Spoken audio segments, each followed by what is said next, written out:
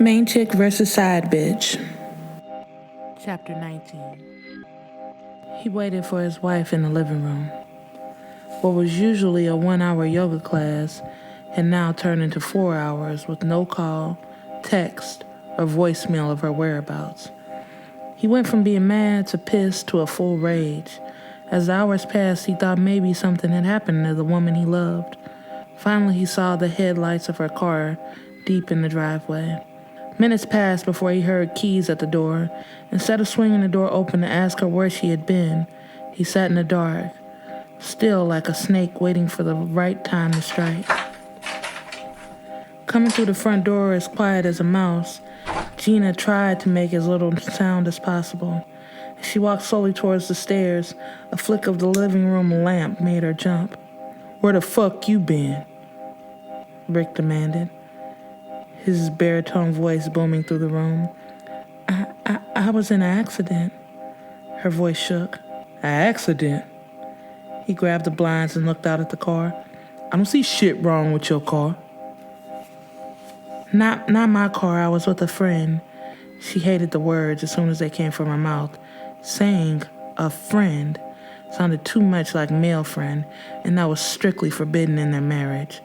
An offense that would get her slapped or even worse. "A friend? What friend? You were supposed to be at yoga." His questioning put him in detective mode, sending him up from the couch and moving toward his wife. "A friend from yoga. We went to get yogurt after class and we got in an accident." He looked down to see a hospital bracelet on her arm and started to believe her story, but there were holes that needed to be filled. "Why didn't you call and tell me?" Her shaking hands pulled out a busted-up cell phone.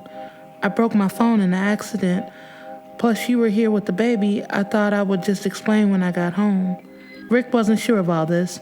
His mind was moving, but everything he asked, she had an answer for. "Well, who did the report? Was it your friend's fault?"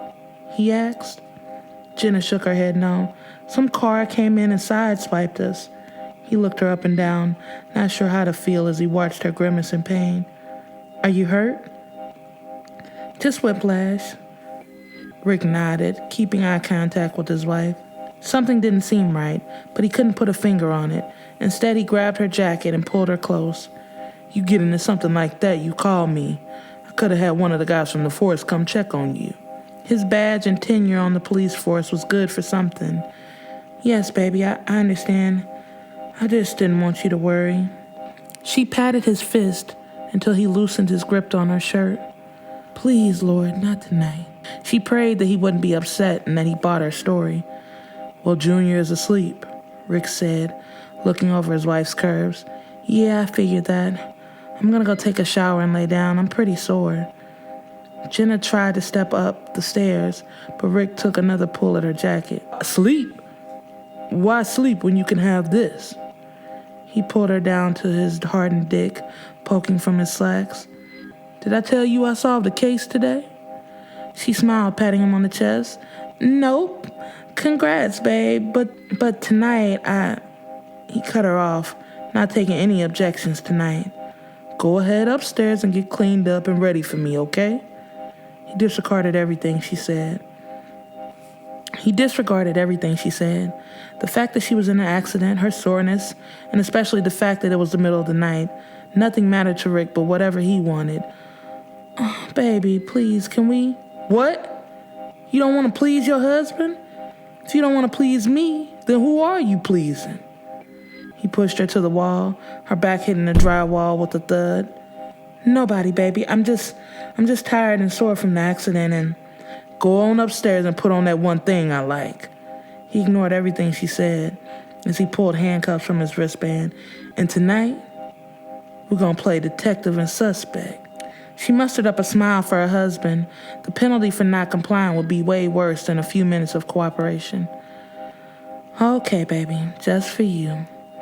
She started up the stairs as he sent a hard slap to her ass. She grimaced in pain from the hit, but she kept walking.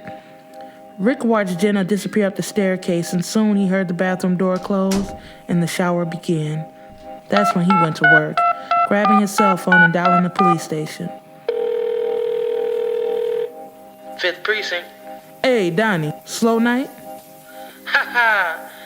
You should be asleep, man. Yeah, it's crazy slow tonight. Of course, it would be when you're off. No murders. Hey, I got a question. Can you see if there's any accidents near 37th and Park? Rick heard a few strokes of a keyboard and a grumble from Donnie. Nope. Nothing that I see. His eyes shifted upstairs. Why, something you working on? Nah, just trying to see about an accident my wife's friend was in. Oh, well, you could wait a day or two and search the report system. It'll be all in there by then. Donnie reported. Cool. Well, I'll see you tomorrow then. With that, Rick hung up, his detective mind going over the details that his wife gave and filing them in his memory bank as he scaled the stairs. This bitch better not be lying, he thought to himself as he slowly opened the bathroom door and watched her lather up in the shower. Rick prided himself on running a household with military precision, and that began with his wife.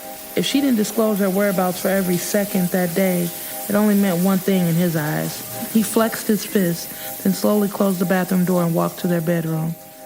I said I wouldn't hit her again, he told himself, practicing the breathing techniques that the counselor taught him in their marriage counseling class. 1, 2, 3. He counted and breathed deep as he unbuttoned his shirt. He hoped she wouldn't make him break his promise, but lying was an offense he could only deal with by using his fists. I don't give a shit what I said. If she's lying, I'm gonna fuck her up, he thought as he peeled his shirt off and placed his police department-issued revolver on the nightstand. But as the shower went off and he got comfortable in bed, he convinced himself to believe his wife. After that last slapping around, she's done doing wrong, he told himself about Jenna. With the towel wrapped loosely around her damp skin, she stepped into the room and softly closed the door behind her. You ready to question me, detective? She asked as she let the towel fall to the floor. Because I want to tell you everything I know about this case. Her breasts were perky and ready to be devoured, but little did Rick know that his wife no longer saw his burly frame, but that of a sleeker, more built man. The same man whose dick she had been sucking so well tonight that it had caused an accident. That was the man she would be making love to, not her husband. Her fantasy was the only thing that kept her sane in a marriage full of chaos. Rick told himself that he loved her, and Jenna told herself that she had to stay with the man who abused her. They both were telling themselves lies, yet no one was brave enough to tell the truth.